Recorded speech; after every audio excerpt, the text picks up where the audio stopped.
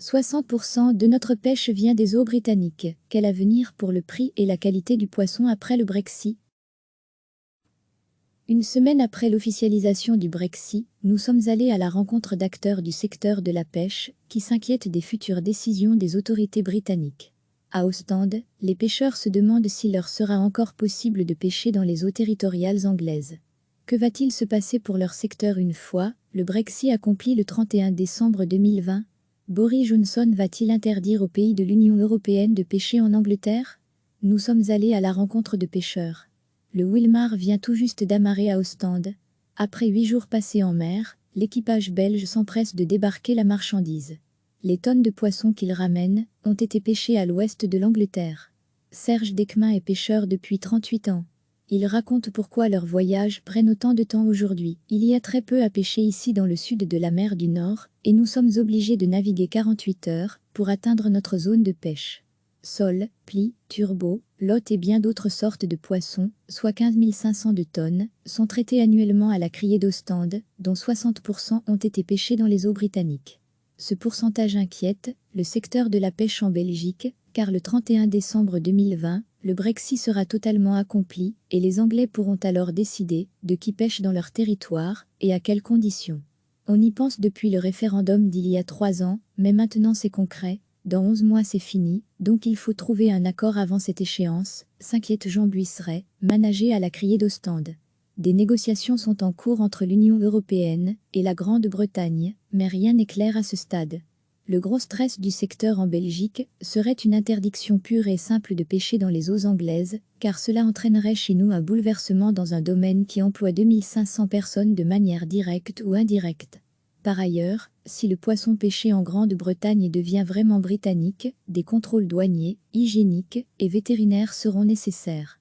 Ça pourrait poser un problème, car les prix sont décidés à la criée, et si le poisson met 1 ou 2 jours en plus pour arriver, il y aura une baisse de qualité et le prix va diminuer, explique la directrice de la criée d'Ostende. Les Anglais n'ont pas intérêt à imposer des règles trop strictes, car une partie de leur propre pêche est, elle aussi vendue aux pays de l'Union européenne. Il ne faudrait pas se fâcher avec leurs voisins. En témoigne ce qui se passe à North Shield. Sur place, un pêcheur explique, à l'échelle locale, 60% de notre pêche part principalement sur les marchés européens. Si nous n'avions plus accès à ces marchés, l'industrie serait durement touchée. Selon Emile Brouckaer, un représentant du secteur en Belgique, les Britanniques n'interdiront jamais l'accès aux bateaux belges. Il ne dit pas qu'ils vont nous éjecter de leurs frontières, ils veulent juste contrôler davantage ce qui se passe dans leurs eaux territoriales et décider qui peut pêcher où et quoi. Dans les prochaines semaines, l'Union européenne devra se faire respecter face aux exigences britanniques. Et si ce n'est pas le cas, cela devrait avoir une incidence sur la qualité et le prix des poissons que nous consommons quotidiennement. Recevez chaque matin l'essentiel de l'actualité. Une semaine après l'officialisation du Brexit, nous sommes allés à la rencontre d'acteurs du secteur de la pêche qui s'inquiètent des futures décisions des autorités britanniques. À Ostende, les pêcheurs se demandent s'il leur sera encore possible de pêcher dans les eaux territoriales anglaises. Que va-t-il se passer pour leur secteur une fois le Brexit accompli le 31 décembre 2020? Boris Johnson va-t-il interdire aux pays de l'Union européenne de pêcher en Angleterre? Nous sommes allés à la rencontre de pêcheurs. Le Wilmar vient tout juste d'amarrer à Ostende. Après 8 jours passés en mer, l'équipage belge s'empresse de débarquer la marchandise. Les tonnes de poissons qu'il ramène ont été pêchées à l'ouest de l'Angleterre. Serge Deckmin est pêcheur depuis 38 ans. Il raconte pourquoi leurs voyages prennent autant de temps aujourd'hui. Il y a très peu à pêcher ici dans le sud de la mer du Nord, et nous sommes obligés de naviguer 48 heures pour atteindre notre zone de pêche. Sole, plis, turbo, lotte et bien d'autres sortes de poissons, soit 15 500 de tonnes, sont traités annuellement à la criée d'Ostende, dont 60% ont été pêchés dans les eaux britanniques. Ce pourcentage inquiète le secteur de la pêche en Belgique, car le 31 décembre 2020, le Brexit sera totalement accompli et les Anglais pourront alors décider de qui pêche dans leur territoire et à quelles conditions.